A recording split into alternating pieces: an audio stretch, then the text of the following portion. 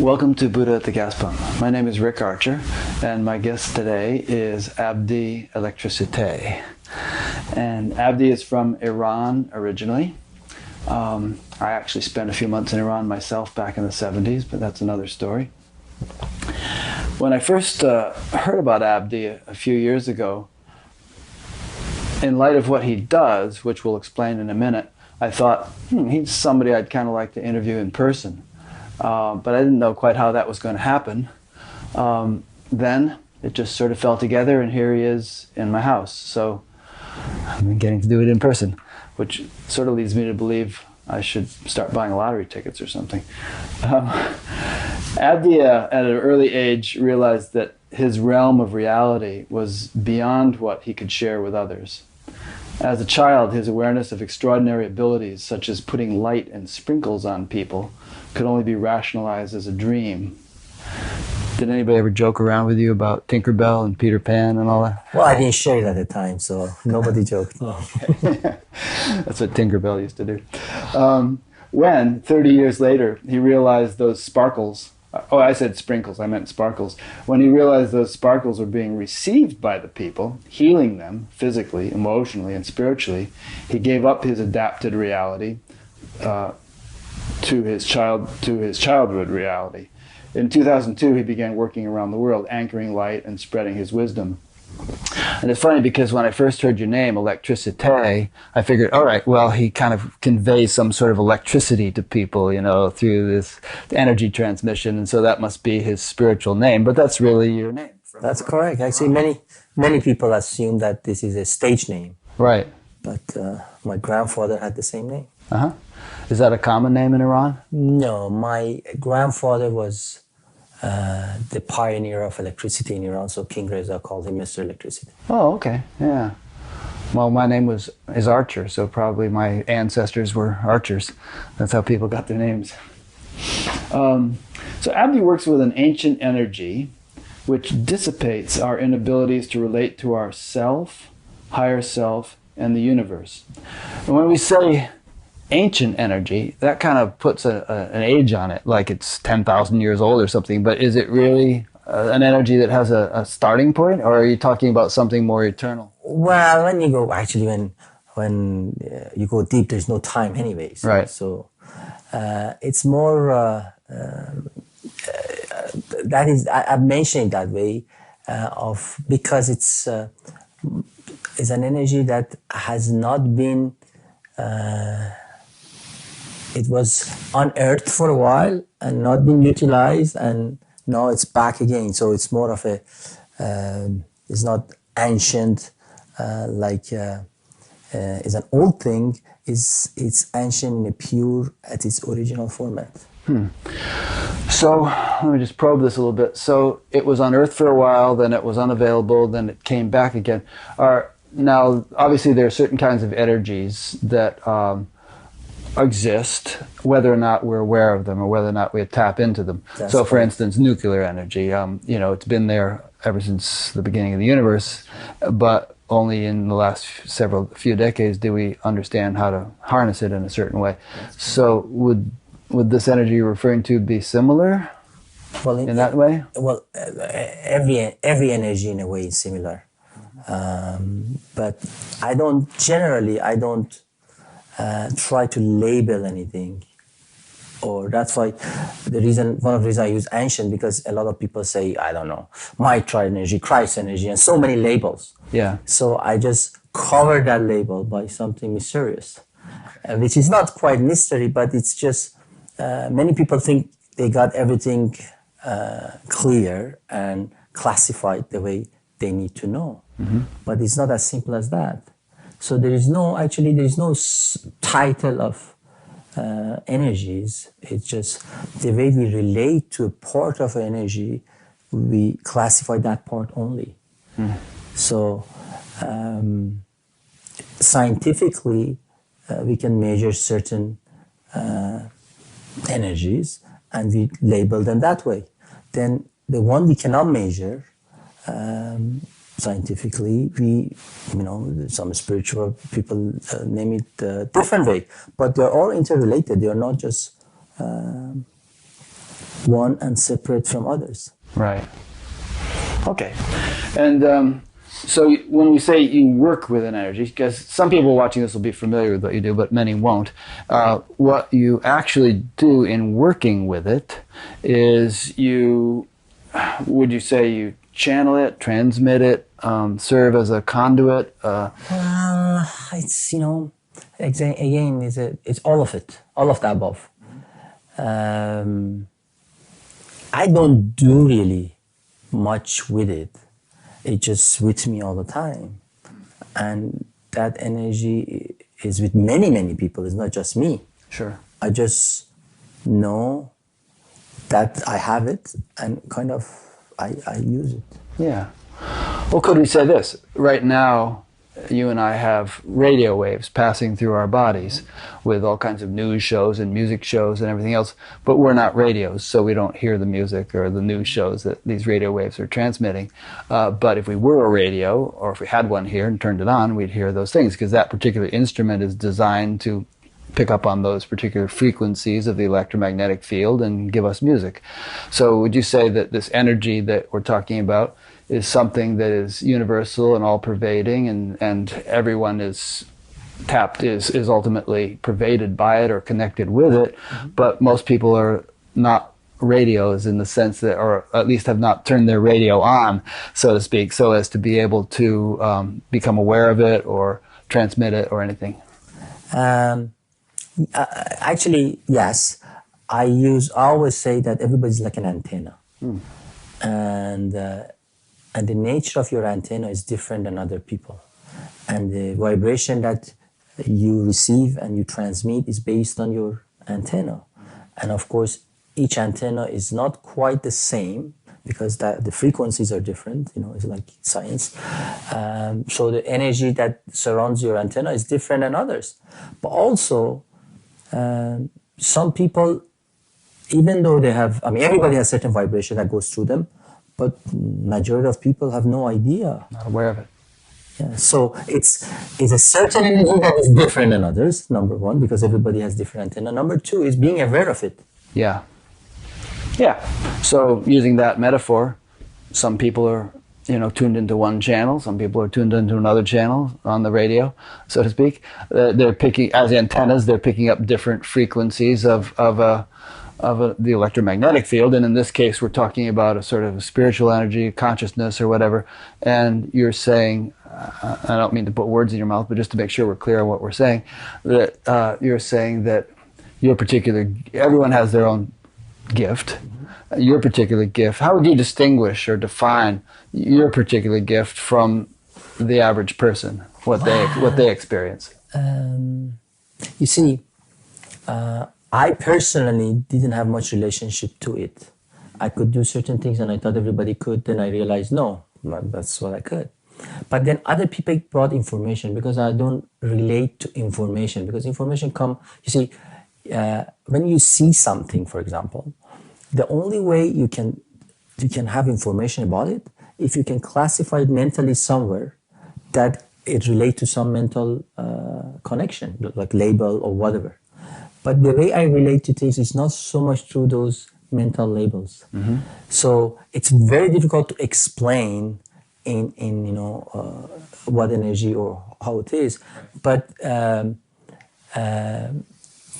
have an understanding, and I know what that understanding is, and then I can reason why I have this understanding, because the energy that I'm connected to and runs and through me. So it's not, some people come to me, so, well, you have Atlantean energy. Some people tell me you have Lemurian energy. Some people say, oh, you have Christ energy. Some people say this and that and that. But I don't think all of them are so different.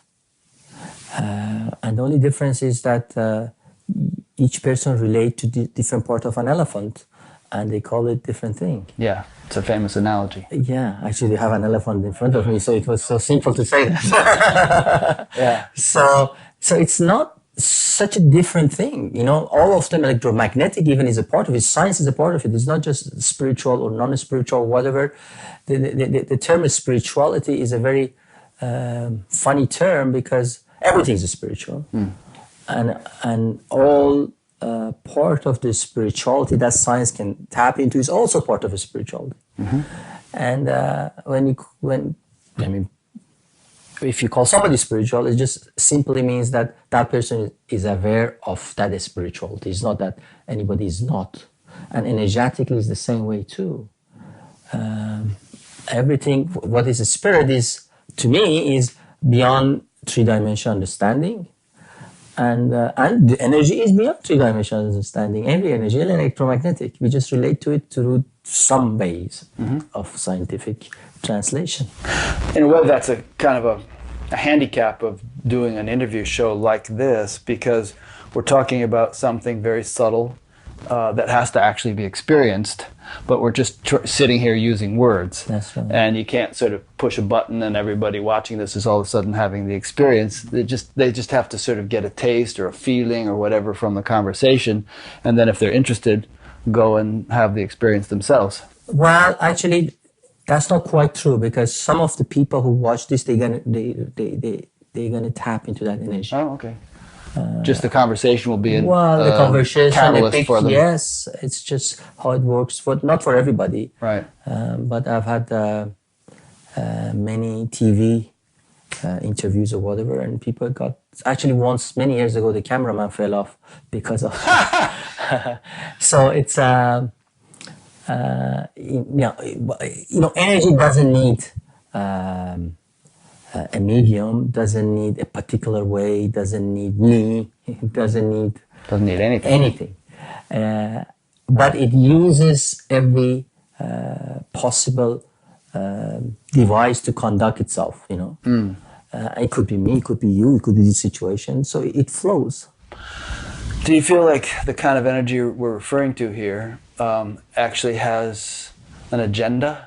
What you said was just kind of implied that in other words, there's a kind of an evolutionary force or purpose that it would like to further, to fulfill, to advance, and that when there's a willing participant, someone who is appreciative of it and able to, tune into it and help others tune into it, then that we're kind of anthropomorphizing it here, making it sound like a human being, but that energy kind of rejoices in a way with the opportunity to, have someone be a servant or an emissary. Yes, but also it doesn't take energy works with the energy body of a person, so it doesn't take somebody's will or appreciation or commitment. So it does what it needs to do, regardless of people wants or needs or will. Incidentally, just to jump topic for a second here, I think Abdi left his home in Toronto at like 3 this morning or something.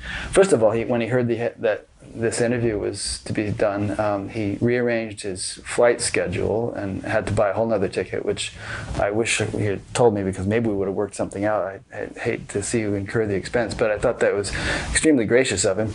And then he had to leave home very early to get here and take a couple of different planes and drive himself down from the airport.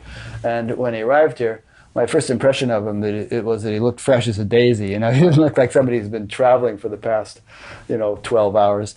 And that there's a gentleness about the man and a good feeling about him that is quite palpable. So, not to embarrass you, but I just wanted to I don't get embarrassed. express that appreciation. Thank you. Yeah. Thank you. All right, we'll continue to play with these notions. So, you're reading on in your bio here. His work, Abdi's work, is to bring about and support the transformation of humanity and the earth to a higher consciousness. This is kind of what I was alluding to just now about this energy having an evolutionary... Yes, everything has a purpose. Yeah. Some you know it, some you don't, but nothing is in this universe without a purpose. Yeah. And this is carried out, this helping transform humanity and earth to higher consciousness, by raising the vibration of people and places. He channels an energy that allows an individual to connect to their own divinity. So there's some interesting things in here. One is, in a larger sense, do you feel like the the vibration of the planet as a whole is rising now. Many people have said that it is, feel that it is. Do you have any comments about that? Yes, definitely. Well, I have a long explanation for that if you want to hear. We have time. Okay. Well, you see, every 2012 years is one cycle of time, and astrologically everything resets itself. That means the possibility, energetic possibility of here 2012 years ago and now is exactly the same. And every 7 times that is 14,000 something is one cycle of the whole universe. And this is based on what system? My system. Oh, that you just cognized or something? Yeah. And it's a one cycle of universe. And when you look at 14,000 years ago, whatever, what happens is that the whole universe gradually goes up on its energetic course and into a higher vibration. Earth goes up with the whole universe too. However, because of human, we drag the energy of the Earth a little bit below or behind from the whole universe. Mm-hmm. So every 14,000 years, something happened on Earth that it catches up to everything else. There's an acceleration. Yes, and it has happened many times. If you look at the time dinosaurs went, and if you go 14,000 years ago you go to Atlantean time, or you go 28, you go Lemurian time. This has happened many times, and this is actually, and each time that has happened, humanity kind of eliminated itself. And this is the first time that's happened. You mean everybody died? Yeah. Or a lot of people? Well, a lot of them, we had to start again, you know. Yes.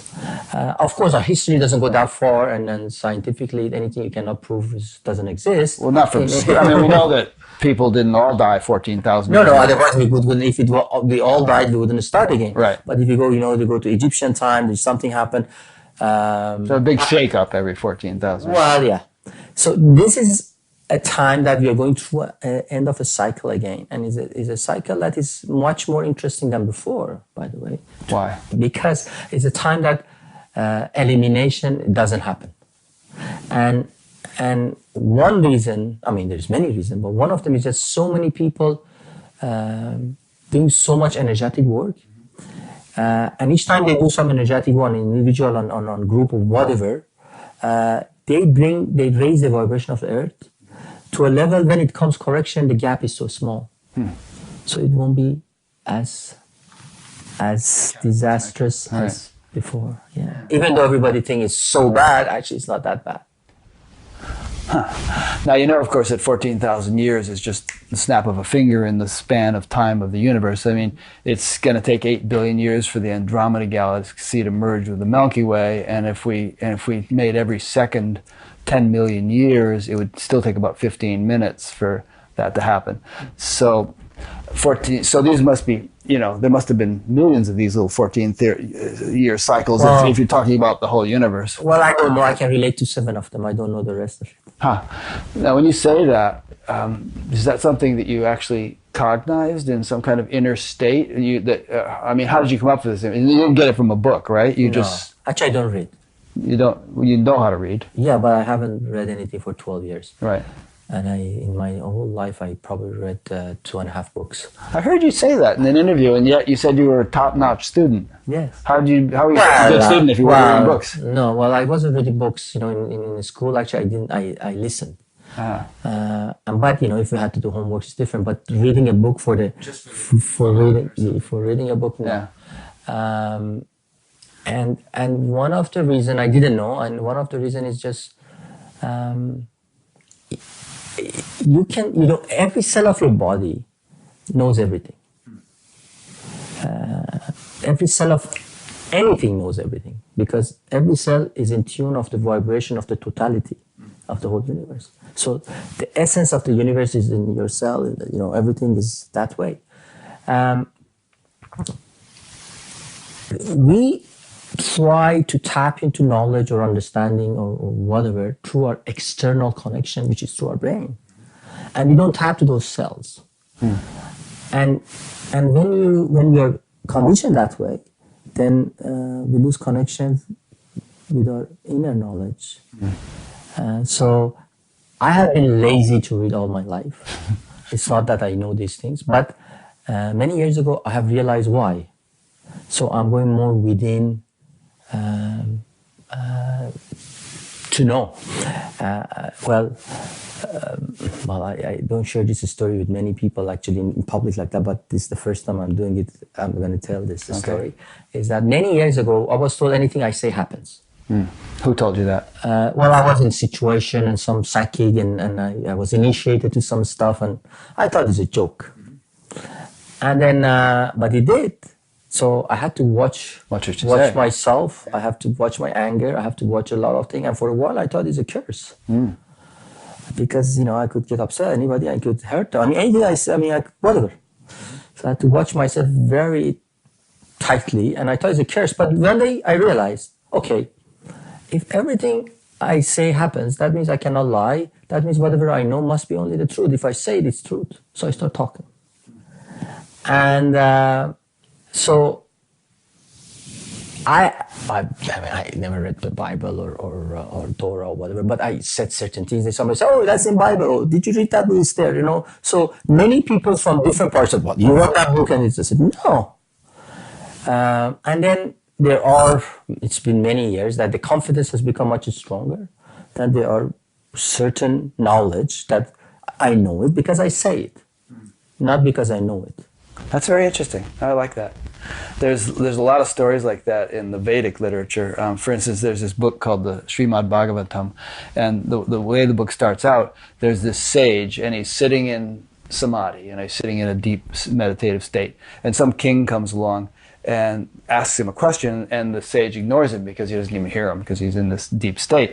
And the king gets really mad and offended, and he takes a dead stick and drapes it around the sage's shoulders. And the king doesn't even know that's happening. And then a little while later, the sage's son comes along, and he sees someone committed this great insult against my father. And he said, "Whoever did this will die by being bitten by a poisonous snake in 1 week." And then his father comes out of samadhi and said, "What did you say?" He said, "Well, I said this because they offended you." He said, "Oh my God, now this is going to have to come true because you said it, because you have that level of sattva, they call it, that level of purity, that whatever you say is going to happen." So it turns out the king found out about this. He said, "I deserve it. I shouldn't have done that to the sage." And then the whole book is like this narration of this beautiful story because the king wanted to hear it in the week before he died.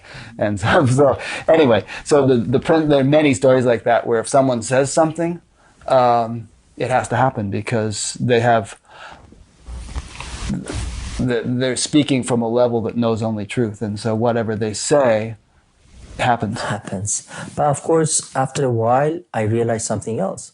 For example, many years ago, I was about 12 years ago, I met my wife, and just before I met her, I was upset, and I said certain things, and I called God, my boss, and one of my friends said, "Why don't you ask your boss for a partner?" I said, "I don't want any personal favor, but if I don't get what I want, I go on a strike, and I won't have continue my tour."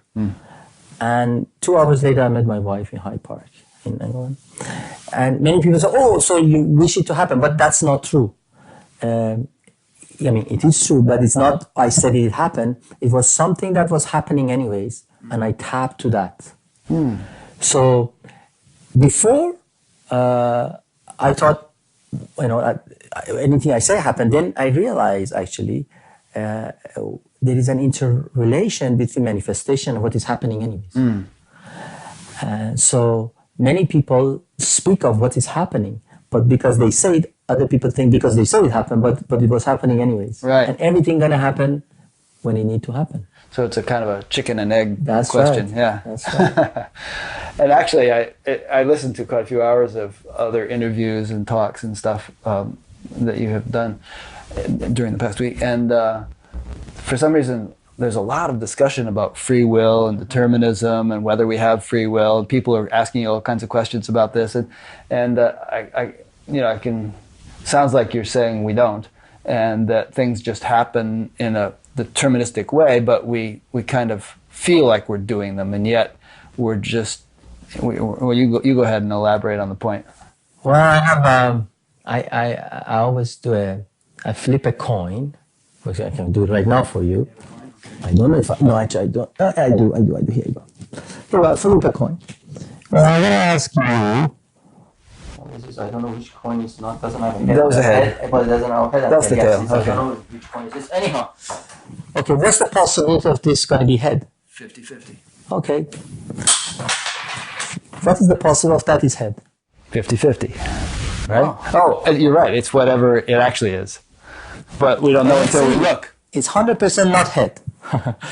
Actually, that is the head. 100% head. Yeah. So it's not 50, it was 100.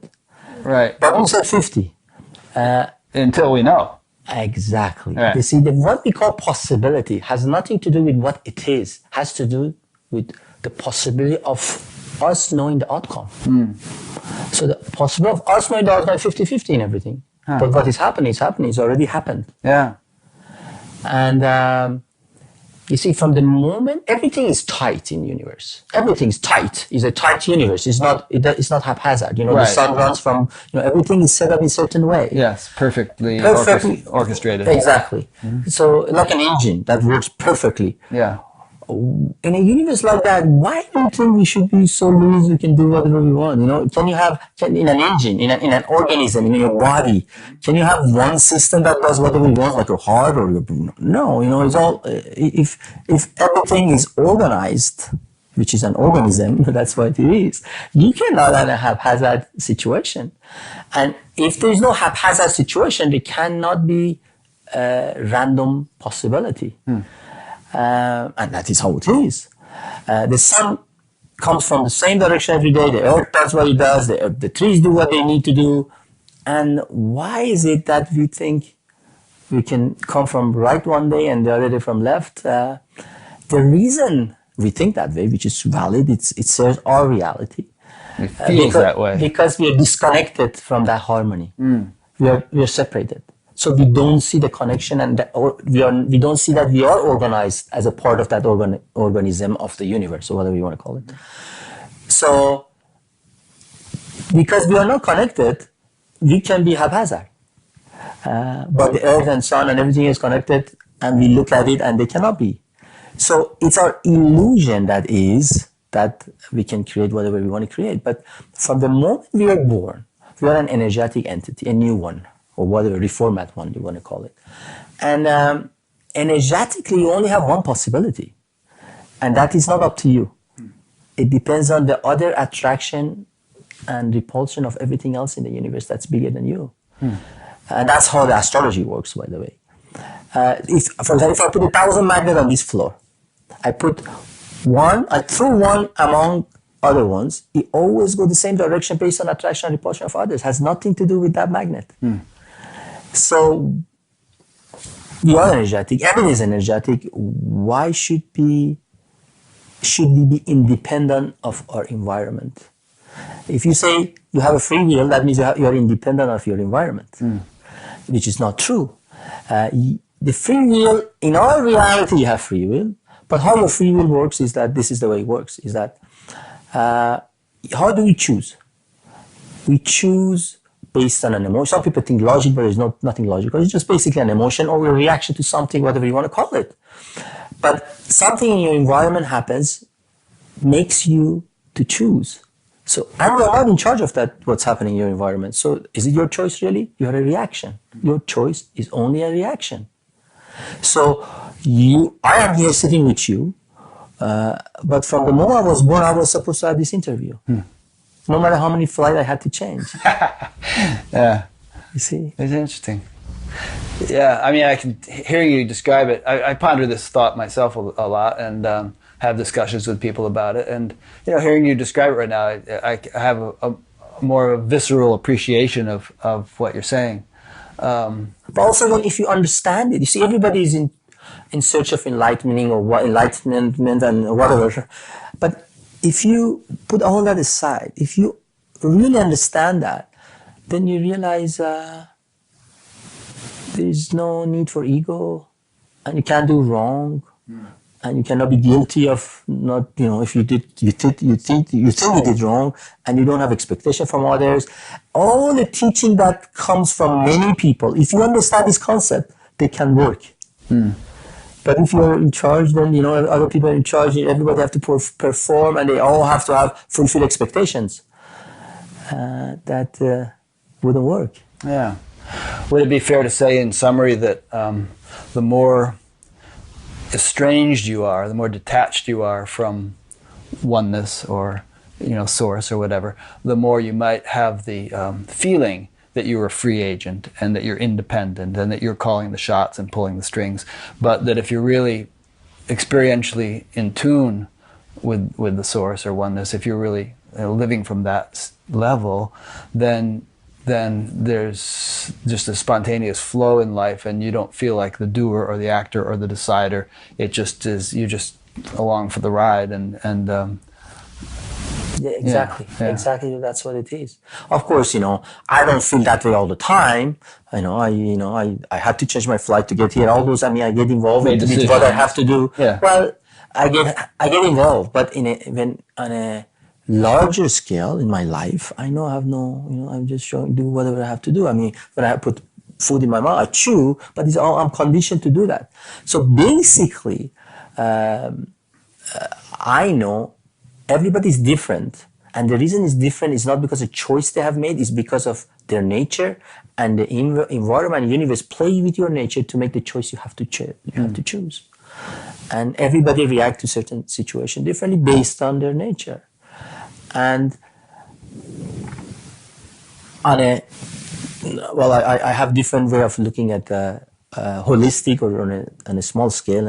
I believe in to know everything in universe, to connect to everything, you need to understand 12 dimension. Our mind is on 3-4 dimensional, on 3 dimensional, and whatever we don't understand, the 9 dimension we don't understand, we call it time. So on a 3-dimensional system, of course there's choice. Mm-hmm. We choose everything. Yeah. But when you look at it on a more holistic basis, it's there is no choice. It's just and the dimension. I go one step farther, since I mentioned something without explanation.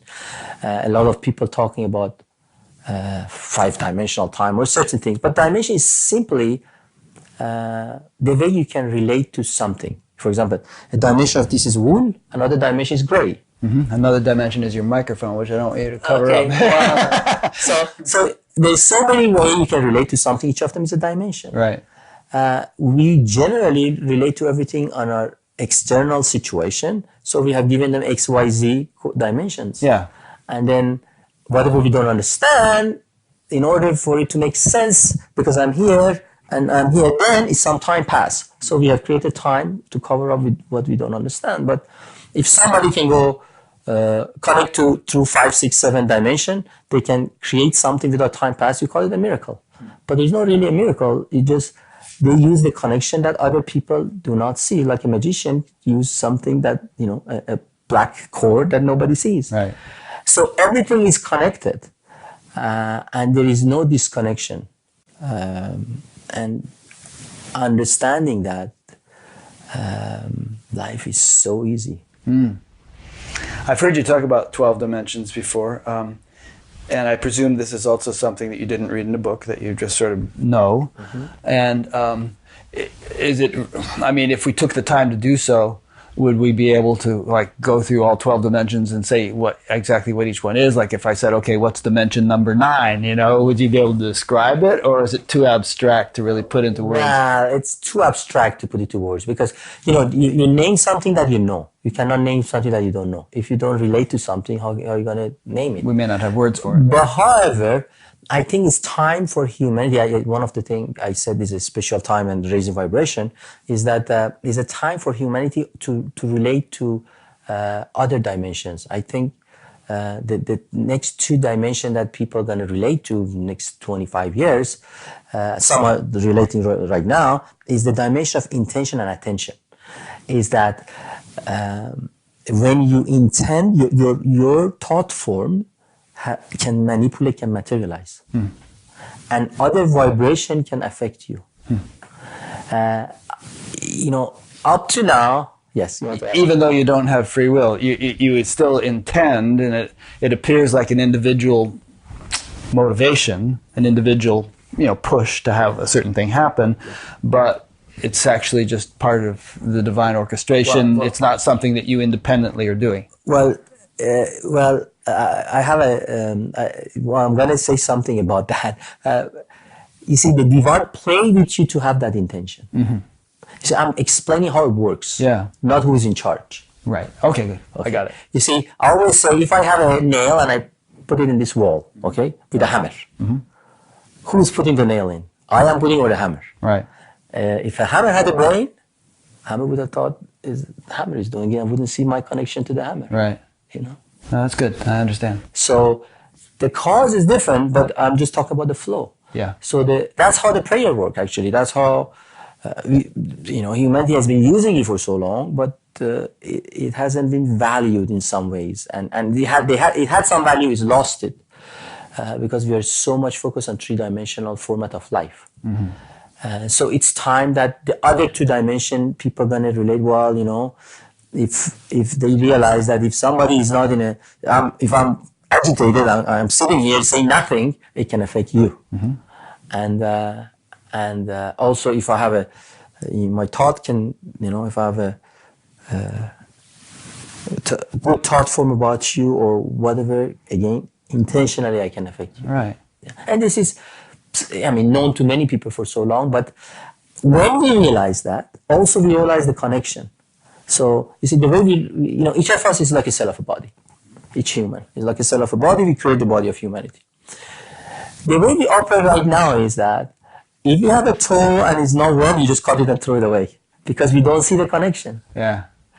Or we invent a toe because we can have some mold in it. You just take it out and chop everything and whatever. We'll sell it for if you don't see the connection that foot is connected to you, you have no value.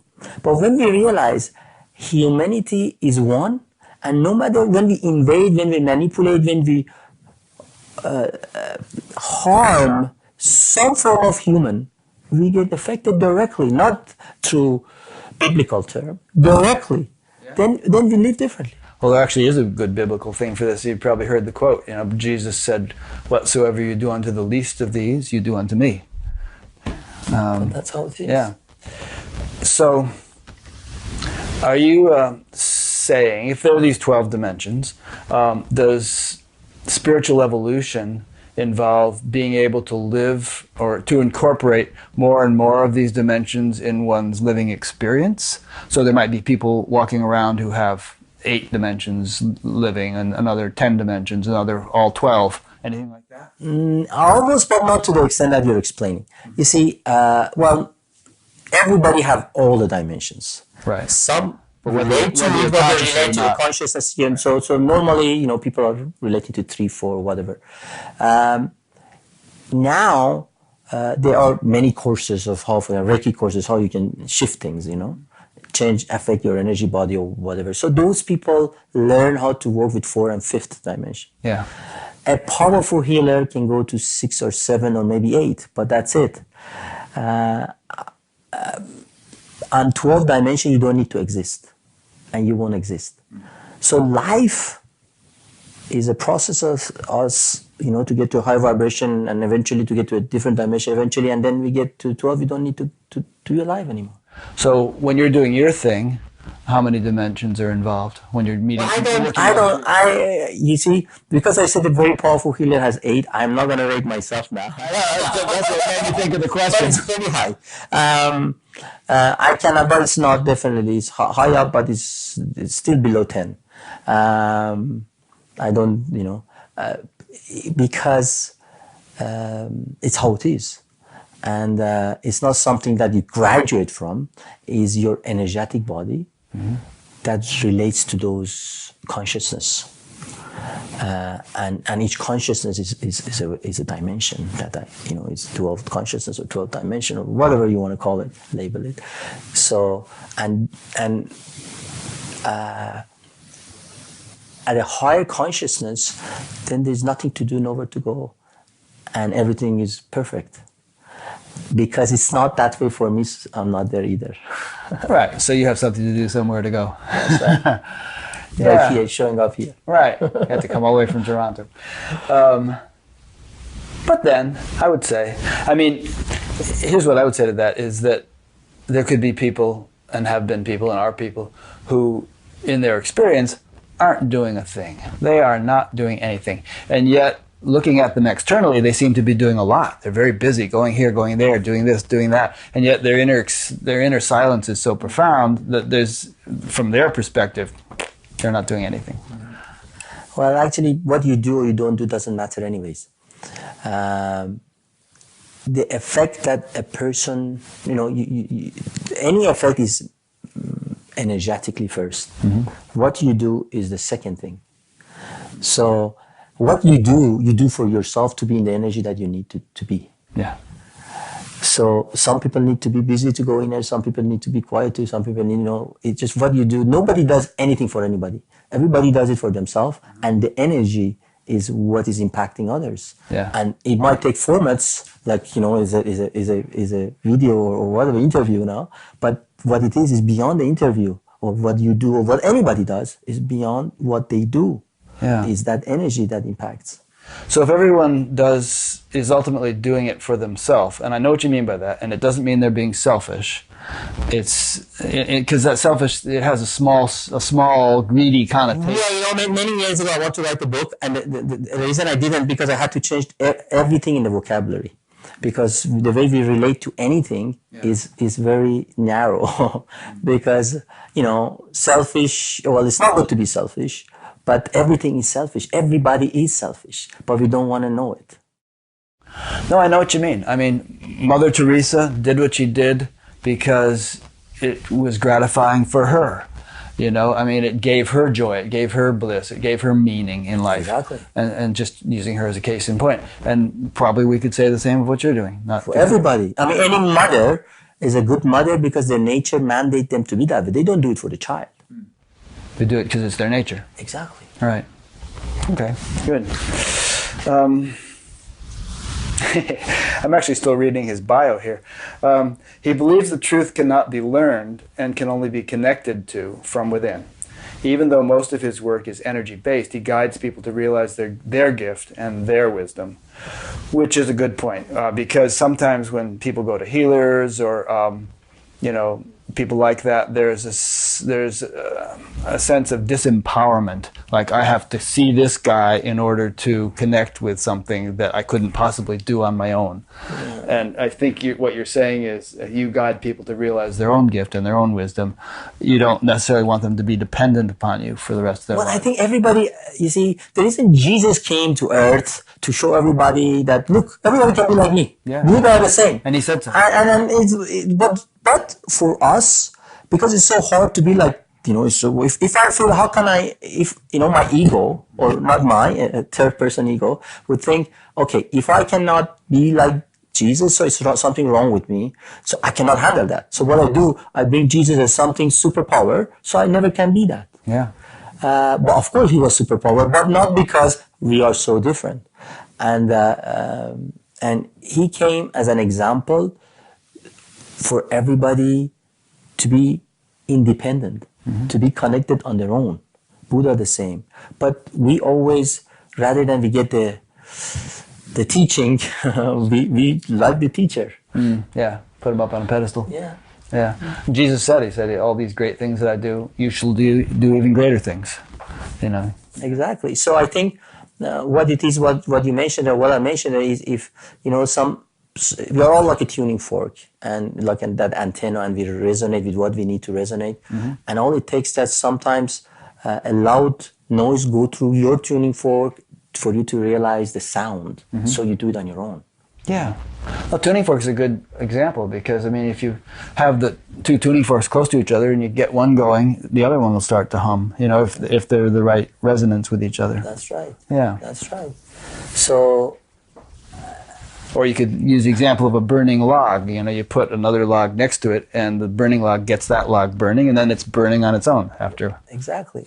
So everything, is our vibration. Whatever vibration we are, affect people around us. And as more pure and clear we are in our ego, that vibration is more powerful, and the impact of it is much bigger. Of course, nobody is doing it to impact others. It's just how everybody's nature is. And I think when people realize it through step-by-step guidance, we all realize we have no need. You see, if you look at a tree doesn't have a need. It's just there. Everything that it needs is there, always been there. And all the animals, they just get what they need. And it's just, they're not ever suffering. The only one who suffers, us who are very intelligent. And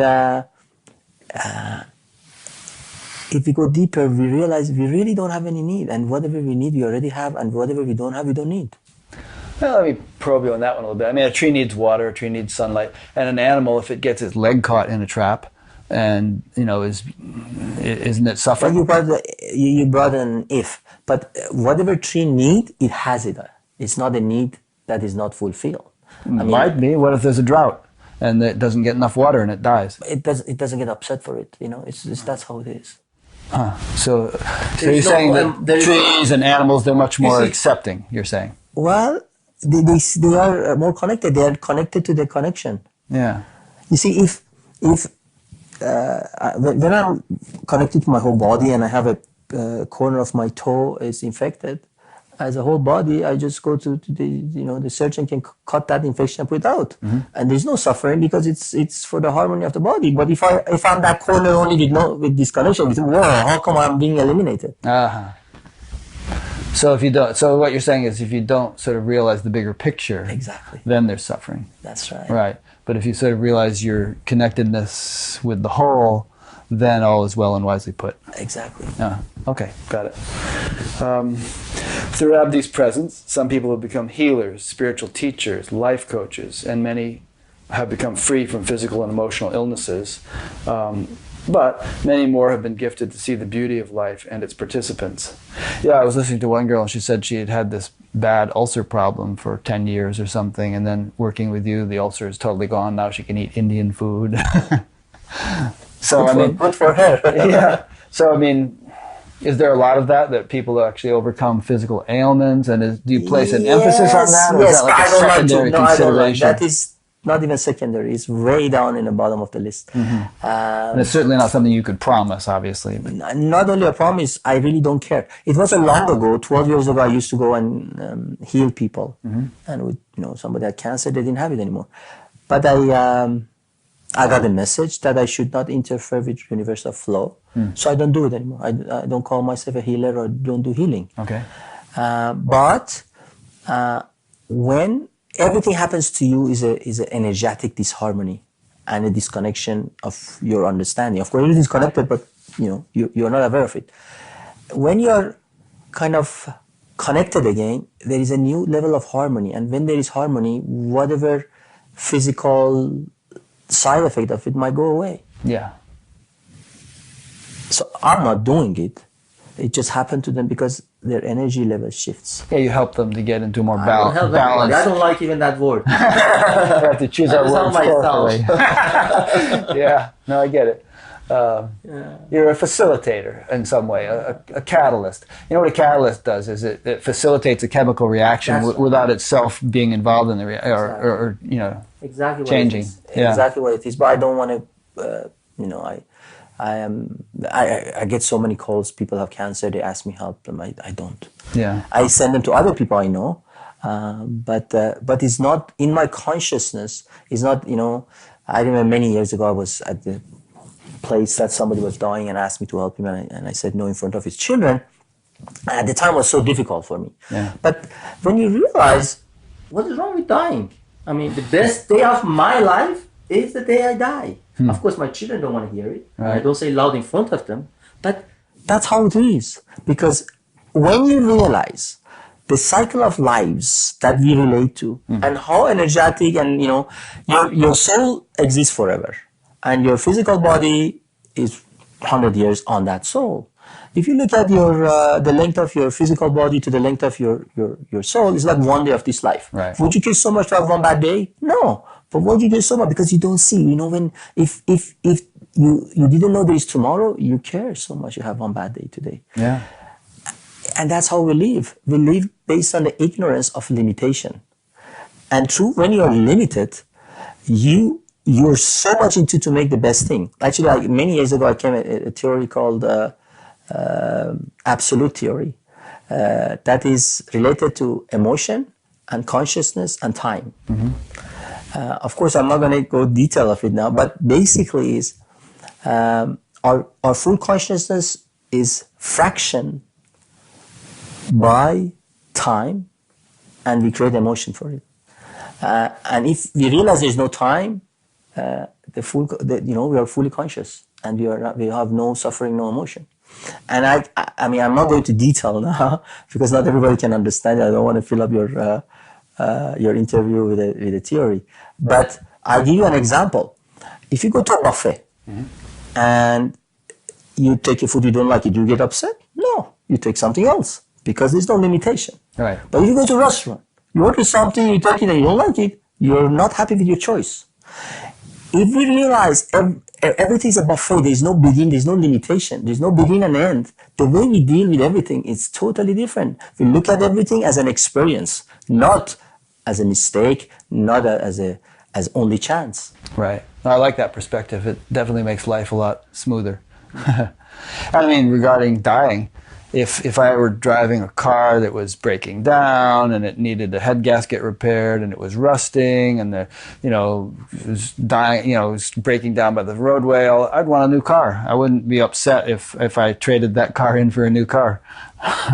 That's how it is. On the same token, we believe on many things opposite than it is. And through that opposition, we have created system and belief system. For example,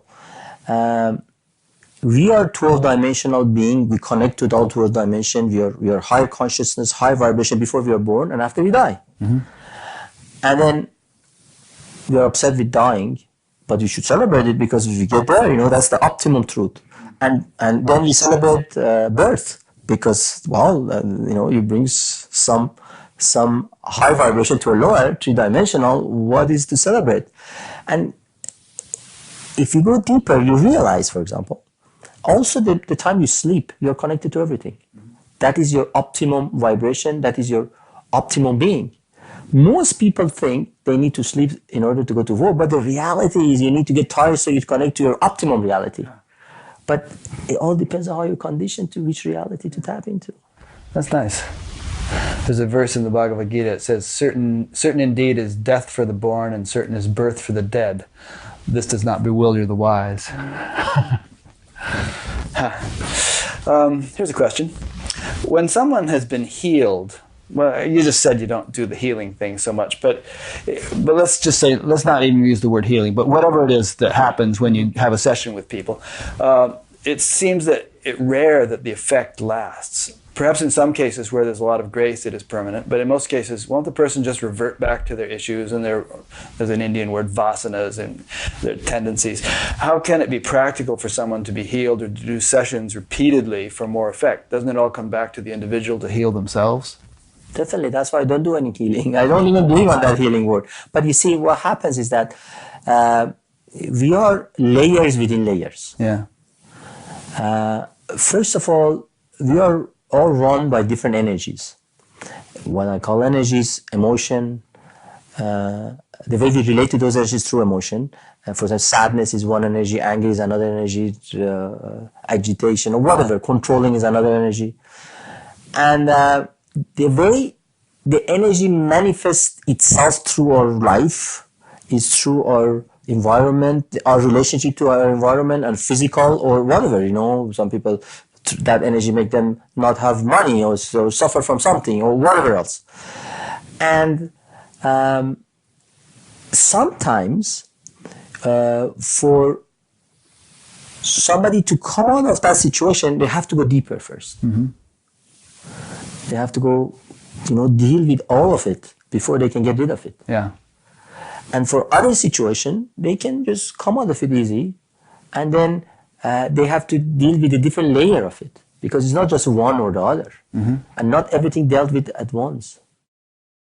Yeah, I was reading on your website various testimonials, and there's one woman in Australia that started doing sessions with you, and this, we don't want to scare people, but she said that her life started changing so much, she divorced her husband, who she also considered her best friend of 25 years of marriage, and she started going through all this intense stuff and just deep transformation and crying and all kinds of rigmarole.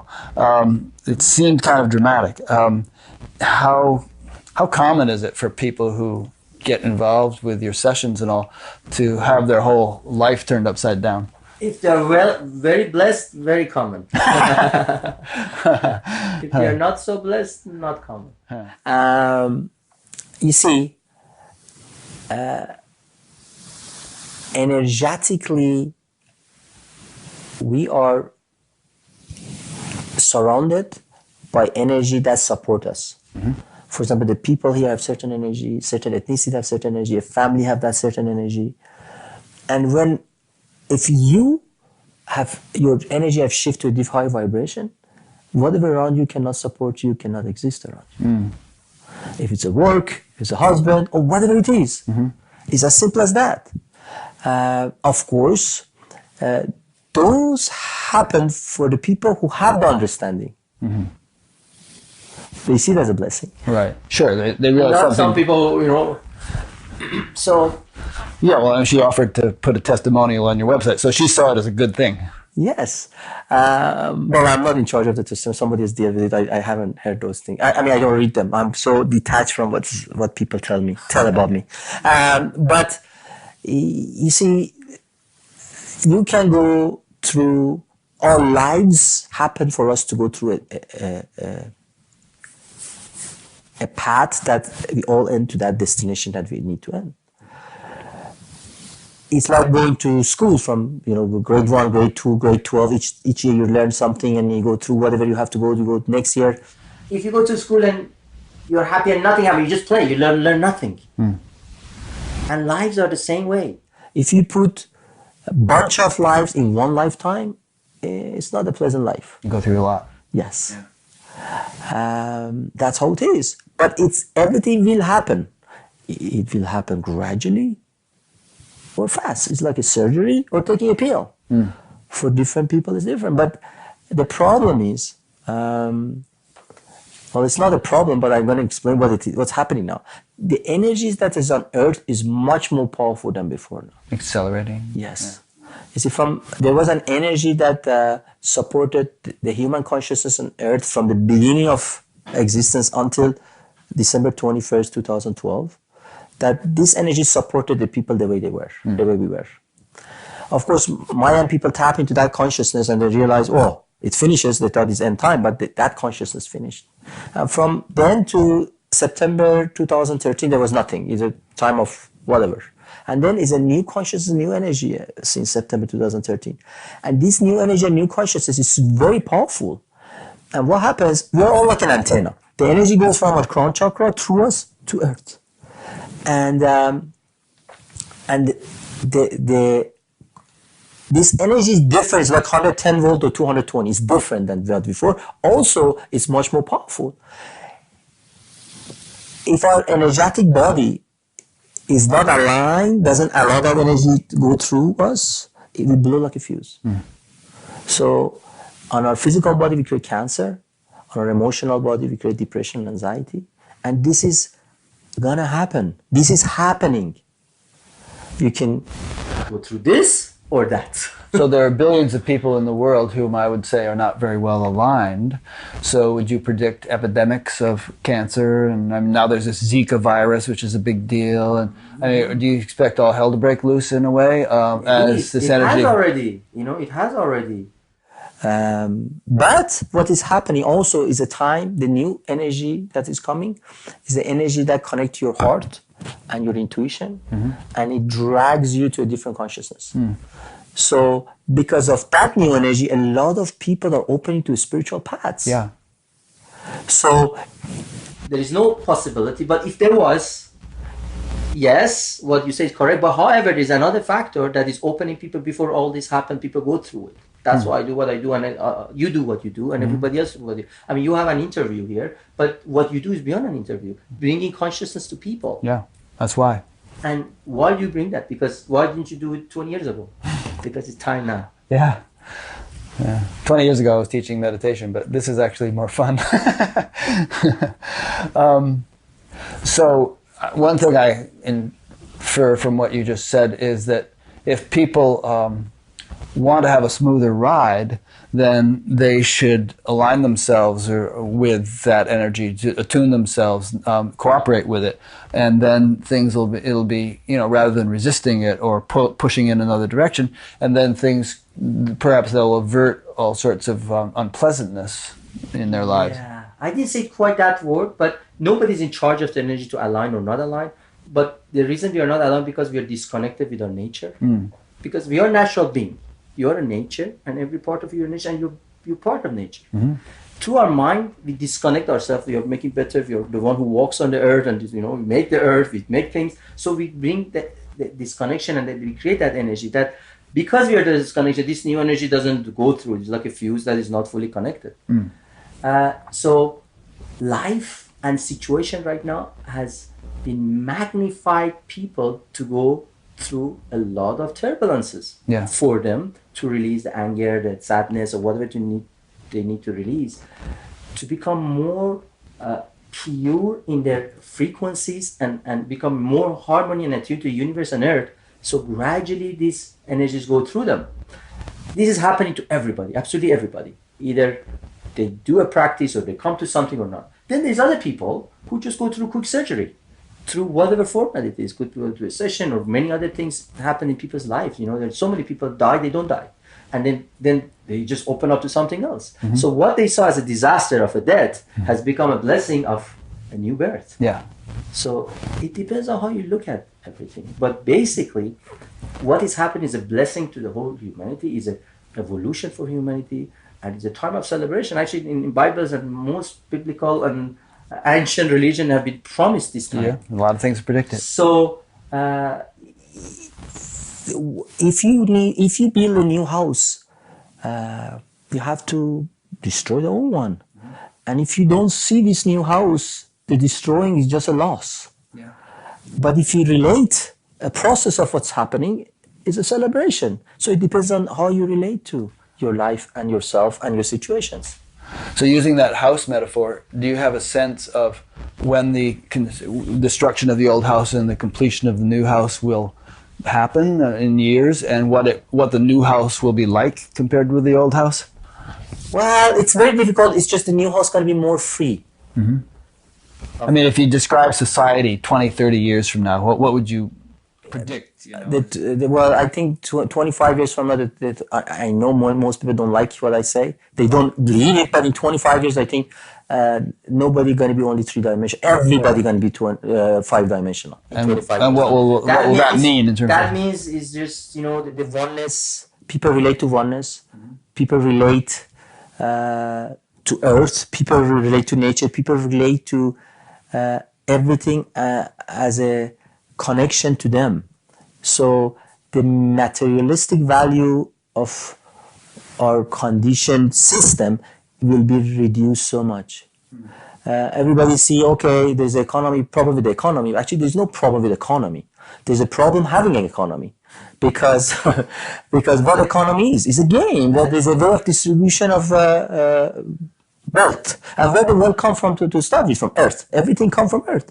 So as more consumption you have, more economy you have, but you invade the earth more. So would it sustain itself? No, because the earth is much more powerful than a correct us. And you used to be a financial advisor, didn't you? That's right. Yeah, so you know a thing or two about the economy. Yes, but it's all, we are conditioned to value certain things now that is really not that important, and totally ignore other things that is very important, like our purity of water, our being, our sense of humanity and compassion and connection, and that is, at the end of the day, what puts you in peace or in war is you.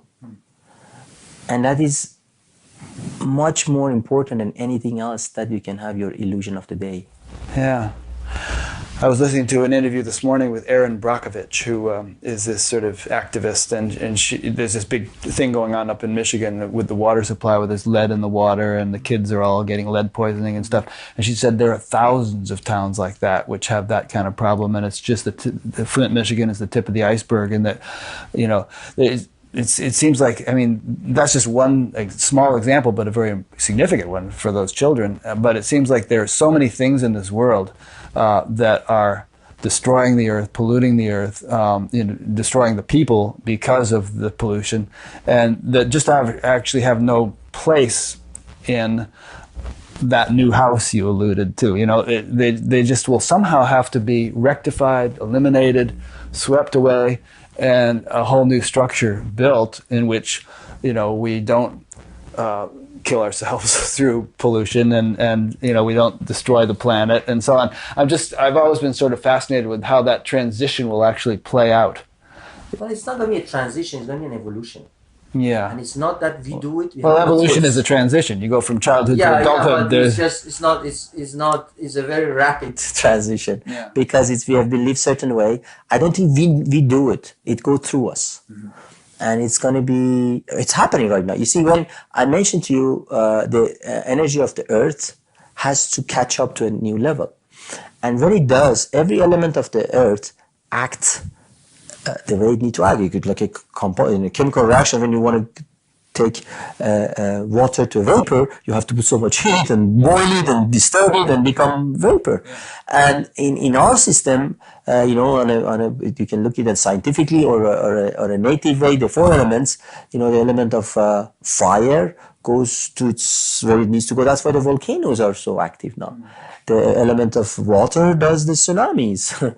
The element of earth does the earthquakes, and the air does the hurricanes and tornadoes. So it is happening.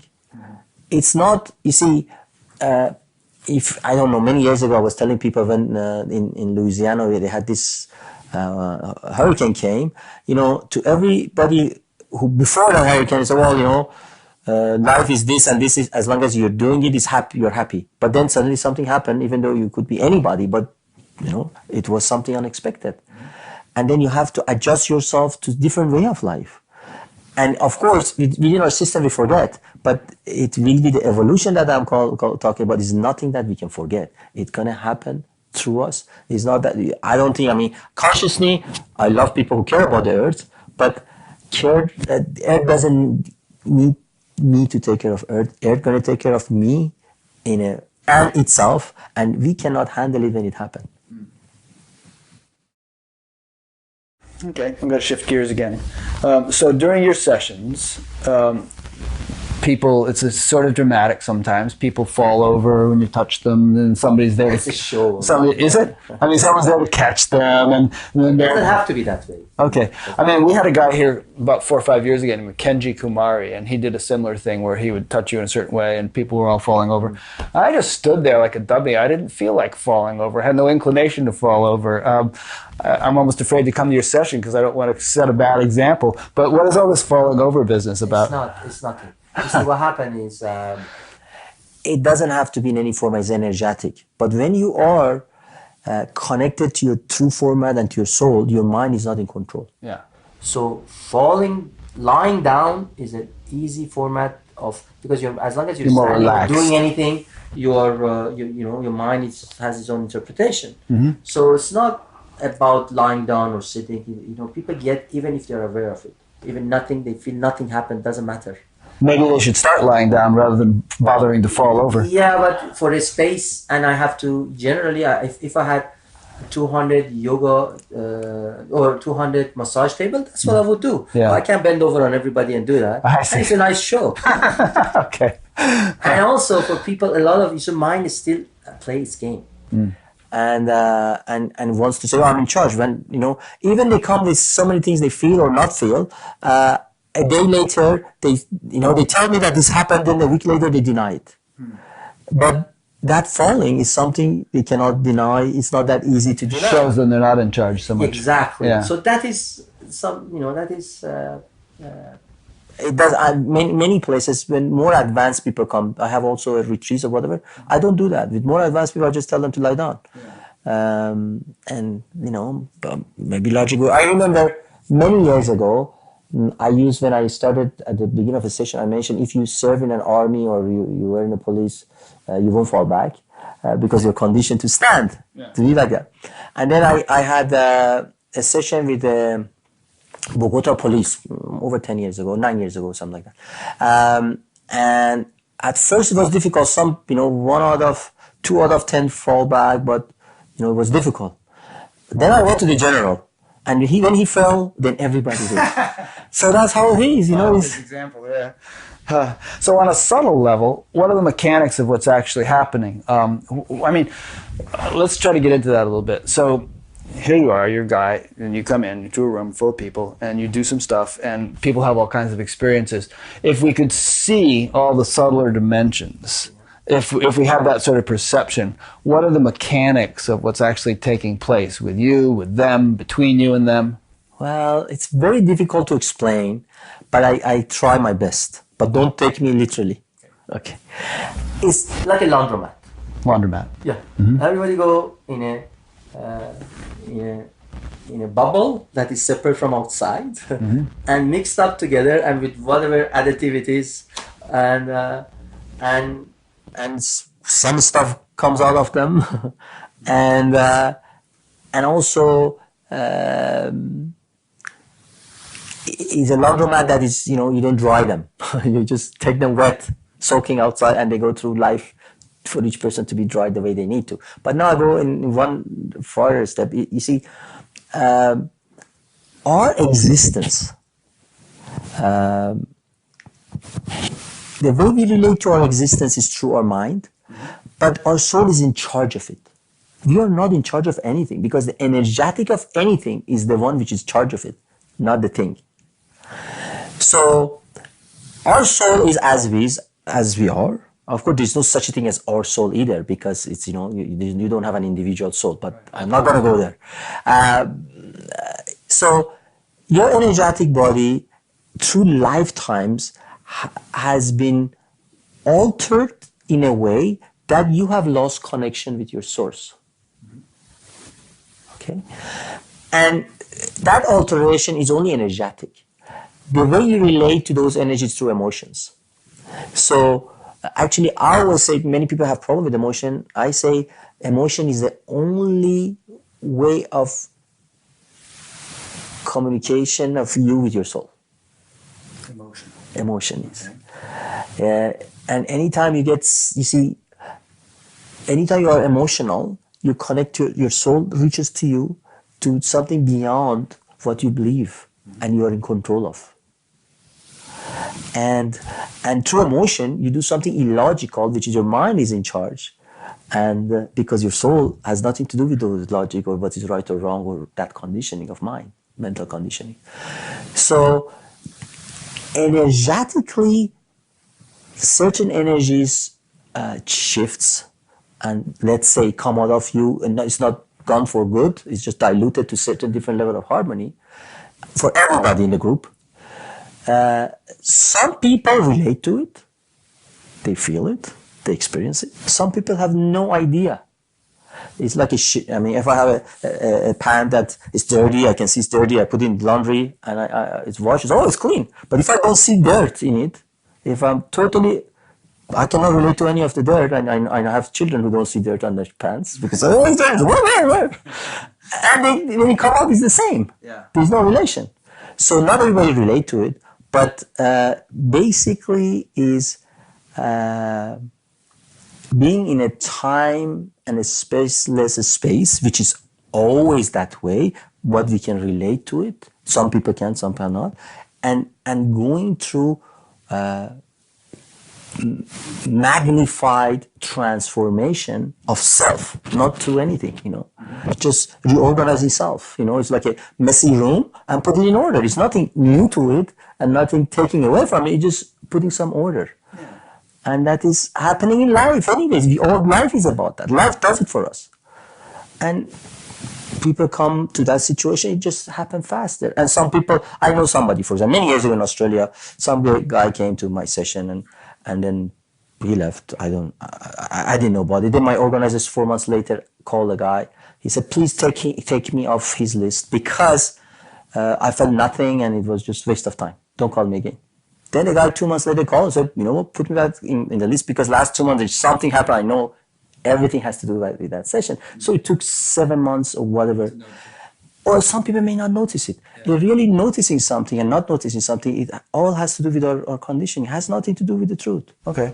Yeah, let me summarize what I think you just said to make sure I understand it correctly. So the laundromat metaphor is that, there's a sort of a collective consciousness generated in the room when you're doing these sessions, and everyone gets sort of tumbled up in it and affected by it and sort of washed, so to speak. There's an infusion of coherence that influences everyone, but people are only aware of it according to their capacity, and there might be a lot of stuff going on that they're not aware of, because as that's the way life is anyway. Most of the stuff that's going on we're not aware of. We're just aware of the little thin crust of the surface value of things.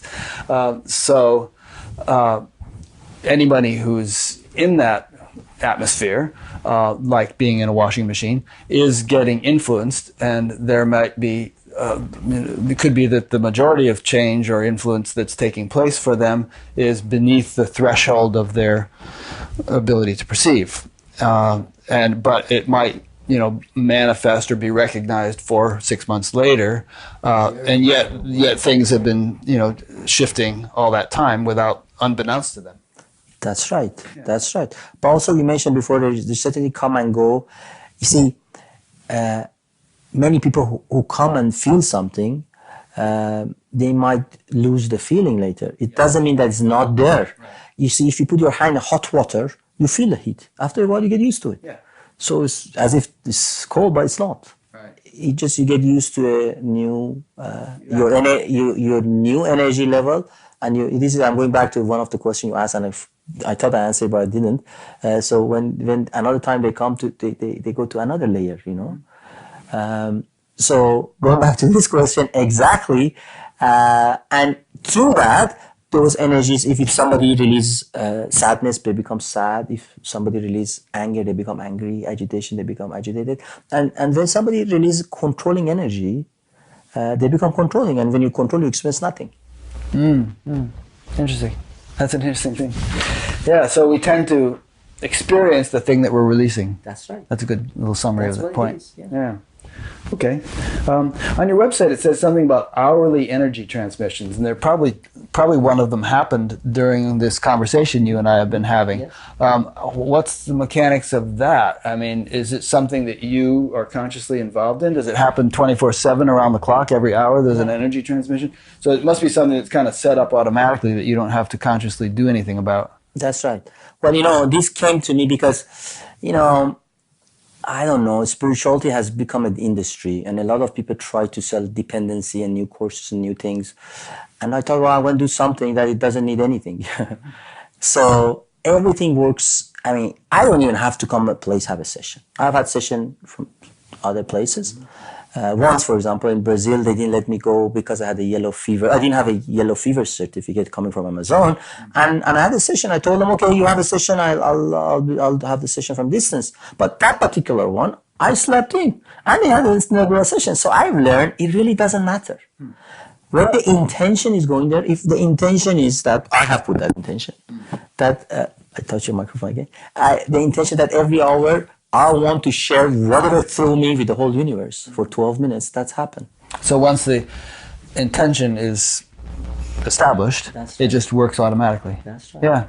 They call that sankalpa in Sanskrit. There's something where if you were talking an hour ago about speaking truth, if someone who has that sort of resonance with truth has a sankalpa or an intention, it's going to happen without their conscious intervention once the intention has been set. That's what's happening. So, yeah, every hour, from hour to 12 minutes after, people can tap into the energy. Of course, that energy is not quite exact the same of the one they come to the session, but it's, as a diluted version of it. But for so many people who are used to it, they absorb. It's like, you see, it's like a frequency sent out, but what is received is based on your antenna. If you have a good antenna, you receive a lot.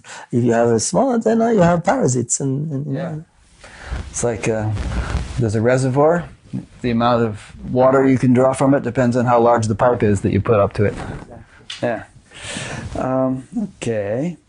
Now, a bunch of people sent in questions, and so I just want to ask some of these questions that people have asked, and we don't have to spend a long time on each one because there are quite a few. And we're doing okay on time. What time is your thing today? 5:30. I can be there 5:15. I mean, I can be at 5:30. All right, so we've got another half an hour or so maybe. Okay. So here's some questions. This is from Trish in Phoenix, Arizona. She says, how do I know what my healing gifts are, and how do I activate them? Well, first of all, you're not in charge of activating anything.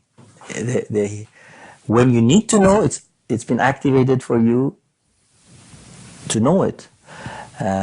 Many people think, they look at energetic healing or whatever as if like anything else you learn, you take a course or something. But it's not that way. For some people, maybe this lifetime is a good time for you to find out, maybe next lifetime or other lifetime. There's no time really for you to find out. When you're ready for it, you get it. That means ready means not that you can prepare yourself. When you're energetically to a level that you can receive it, you know it and you act on it. So in other words, if you have healing gifts, everybody does. Everybody does. If you're meant to activate, if they are meant to be activated, they will be. Exactly. You don't have to manipulate. That's right. Okay. This is from Idalia in Bogota, Colombia. You said you've been to Bogota. She probably knows you. Abdi, you say you haven't written a book because at present humanity would not understand what you would write in it. And even if we could understand it, it would not be sufficient because the mind always wants to know more.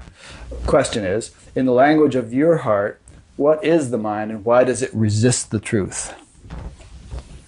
For mind is a part of our nature and it's part of our human reality, and it serves us. It's nothing that we have to go against our mind. Now, my mind brought me here today too. It's part of the energy. Mind is part of that energy. It's a fact. Well, yes, it is, but it's beyond that.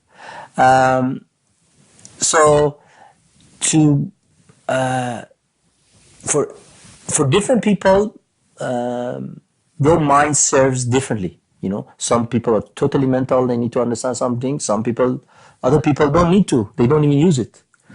Actually, I have an analytical mind, very much so. And for me to have that and not to listen to it, it's a very amazing thing. So the mind is being created for us to have that conversation, to have that dialogue, to go through this side and the other side.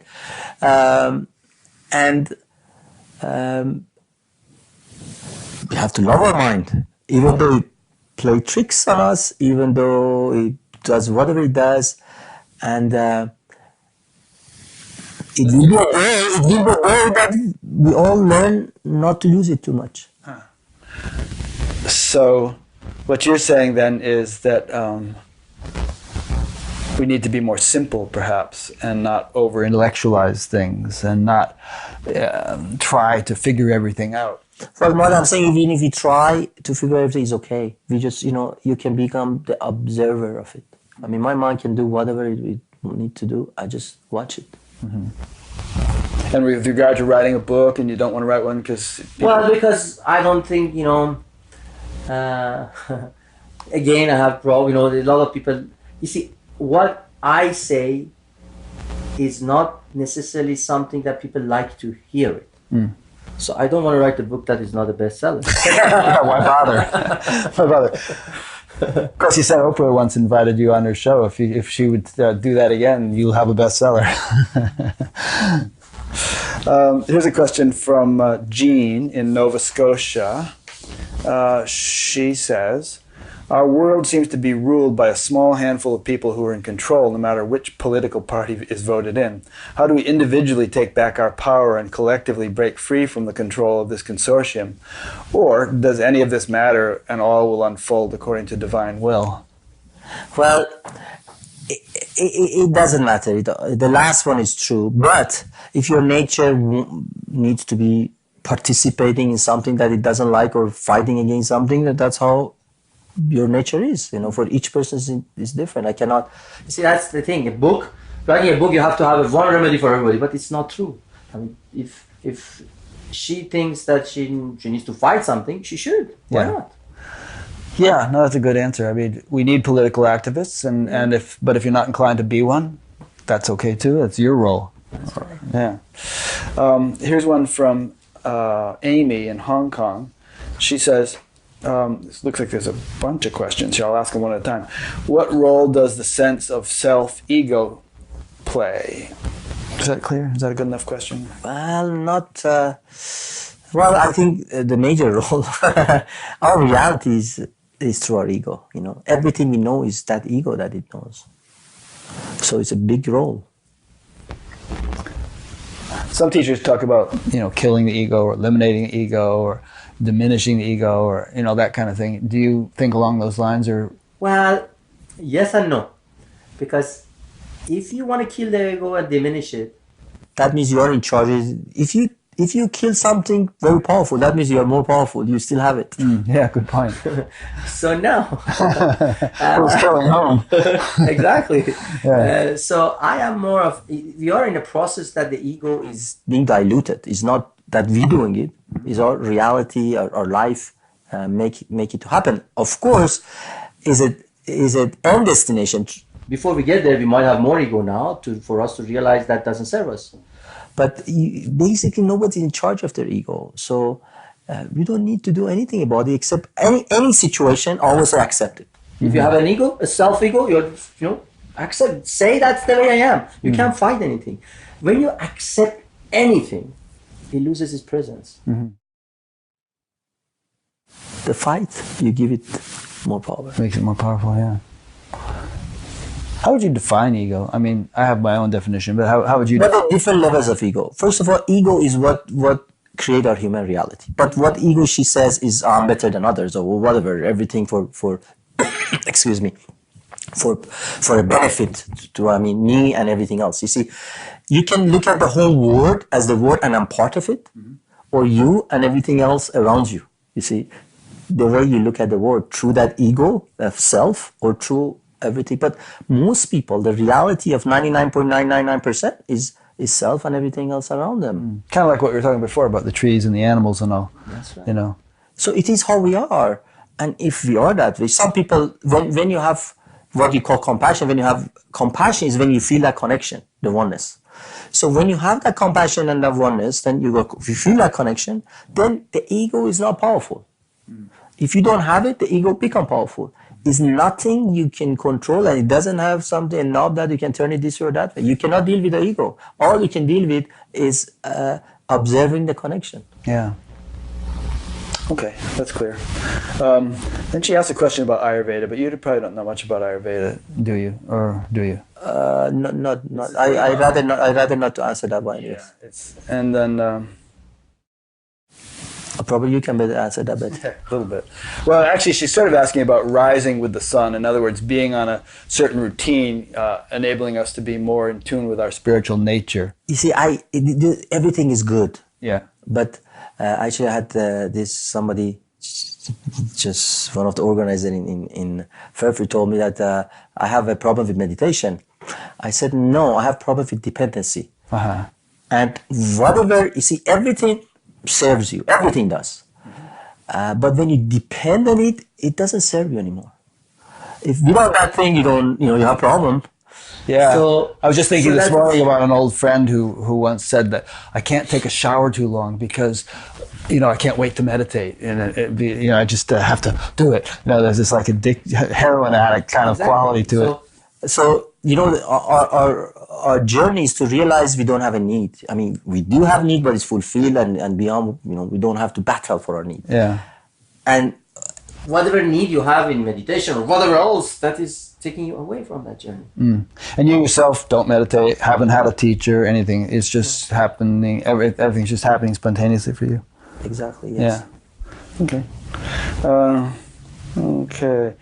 This might be a good one. Does belief play any role in connection to the greater existence of all? No, not at all. But Doesn't really matter what you believe. Or you think. doesn't matter. But your connection play with your belief. Say that again. Your belief doesn't play any role with the connection of existence, but your energy plays with your belief. It's the opposite. So your experience will determine what you believe, not the other way around. Is that what you're saying? No, not experience. No. I'm saying exactly what your belief cannot brings deeper connection. Right. But If you have deeper a connection can alter your belief system. Yeah, if you have a deeper connection, you'll have a different belief system, That's right? Yeah, that's what I meant. All right, enough from Amy. Here's one from Trish in Perth, Western Australia.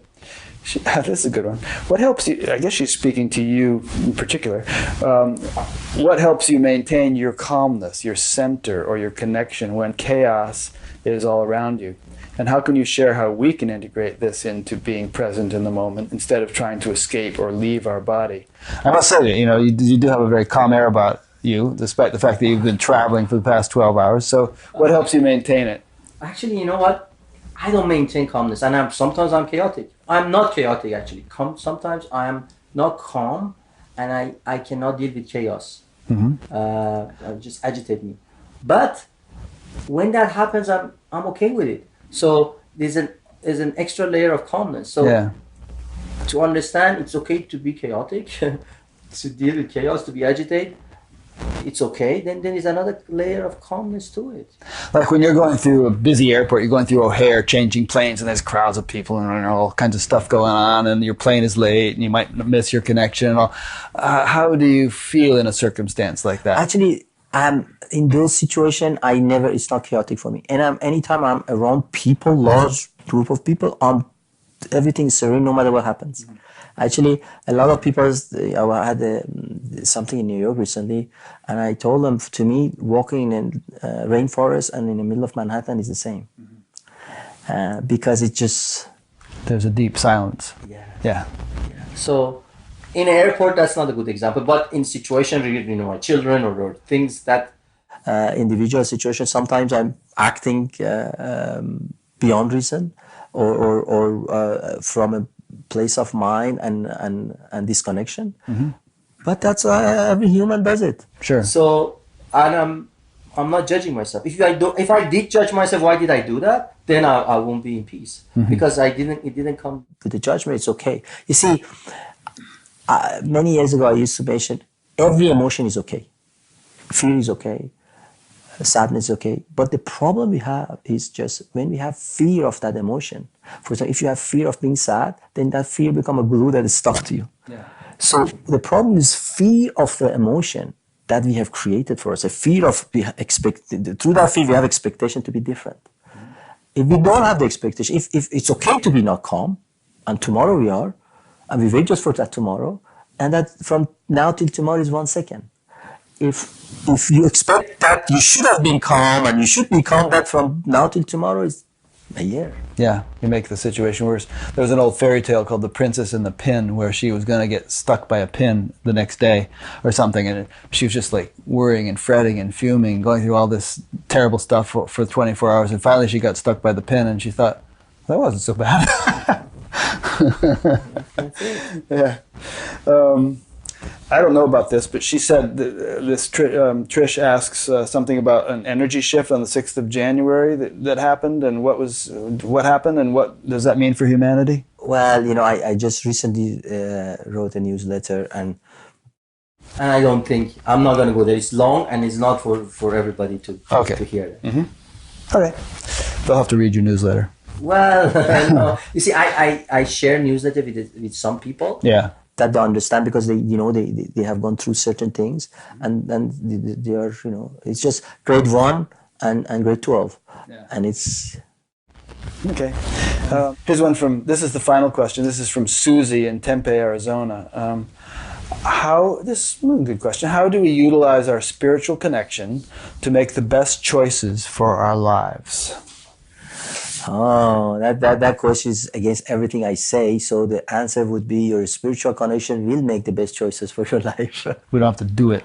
You don't have to choose it. It just does it. Yeah. Would it be? Do you think sometimes in terms of we spoke of dimensions, in terms of levels of consciousness, higher levels of consciousness? Do you ever use that terminology? Yes, but you see, we are not. You see, the question she asked, as if she's in charge, she can do something about it. Right. That is, we are not in charge of it. You see, we are part of the process, and through that process, we go in a higher dimension, and then the connection becomes deeper, and the choices become clear on a lower dimension. Yeah. And that clarity brings that there's no choice. Right. Well, that's why I asked you that question, because I would say, wouldn't you say that we just act according to our level of consciousness? We can't help but do so. Well, exactly. That's what it is.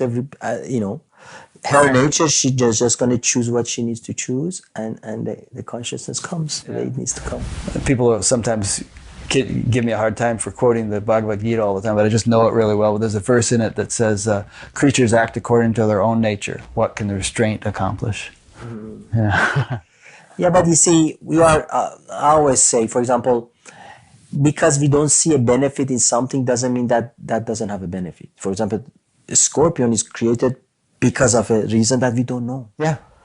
And we just look at it as a whatever nuisance creature.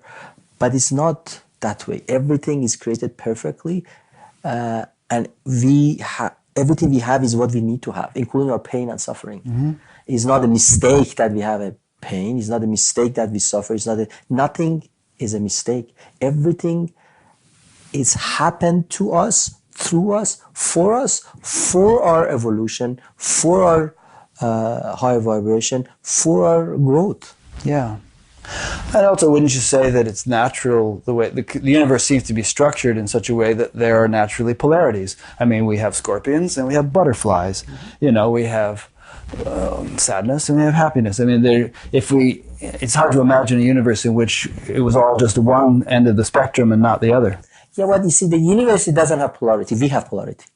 We interpret it. Exactly. Yeah. You see, the duality come from separation. Mm. For example, it's all perception. For example, right now you are sitting the other side of this flower, mm-hmm. So you are on the other side. In this system, they have a dual polarity. You are mm-hmm. the other side.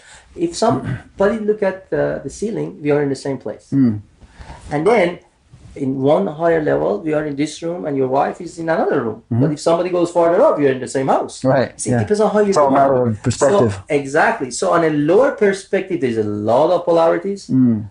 Up until 11th dimension, there's polarities. At 12, there's none. No more polarities. That's right. And then you say you don't have to be born anymore. You don't say it. It just doesn't happen. Yeah. Okay, well, is there anything we haven't covered that you would like to say? Anything we can think of? Well, I can say many things. I can just, usually I love when people ask me questions that I've never answered before, so I learn myself. Did I get any of those today? So much. So most of it come from memory. But, no, it's the last thing I want to share that everything is perfect. What I said was perfect, if correct or not. What I didn't say was perfect too. And when you tap to that perfection, it's only a joy. And when everybody tap into their own perfection, the universe is beautiful regardless of what happens in it. And that is not far. It's just some roses away. Nice. Well, I'm sorry I didn't ask you any questions you'd never been asked before.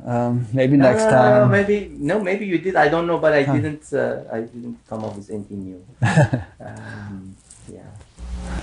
There's nothing new under the sun. It's the same. No, sometimes from time to time, it's the same question comes, and I tap into something new come with it, with even same question, and sometimes it doesn't. But this is, it's an interview we're having, but to me, I say a bunch of words, and is it logic somebody needs to hear, but to me it's beyond that. I see a dynamic, energetic bubble here, that what I see is that through that bubble there's billions of cords that connect to each person exactly the way it needs to connect. Not one goes to two people. Each person gets uniquely for what they need to get. Yeah, nice. And even if a lot of this wasn't new for you. It's probably new for 95% of the people listening. You know. That's why I'm here. Yeah, good. Well, I really appreciate your being here. You went through a lot of rigmarole to get down here, and you have 2 sessions tonight here in Fairfield, which will have happened by the time people see this.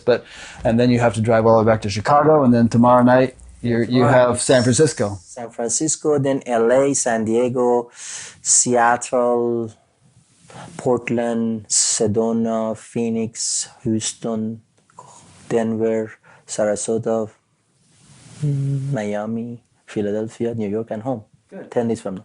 And by the time, well, this interview will be online before all those 10 days, and obviously this will be up for years, and people can go to your website, which is abdy.info, abdy.info, and there's a place there that shows what your schedule is and all that stuff. And I guess that's about it. So thank you for coming. And thanks to those who have been listening or watching. If this is new to you, this Buddha at the Gas Pump thing, go to batgap.com, where you'll find about, 330-something previous interviews, maybe more by the time you watch this. They're categorized in various ways under the past interviews menu. There's also an upcoming interviews and menu which shows who's scheduled, place to put in guest suggestions if you'd like to suggest somebody. There's a donate button there which enables this whole thing to roll along. It's possible to sign up to be notified by email each time a new interview is posted. There's an audio podcast of the show which about as many people listen to as we have YouTube viewers. And some other things. There's even a ringtone of the Batgap theme song for your telephone, for your phone if you want. So check it out, and thanks for listening or watching, and we'll see you next time. Thank you, Abdi. It was great. Rick. Really Thank you for enjoyed having this. me. Same here. Yeah.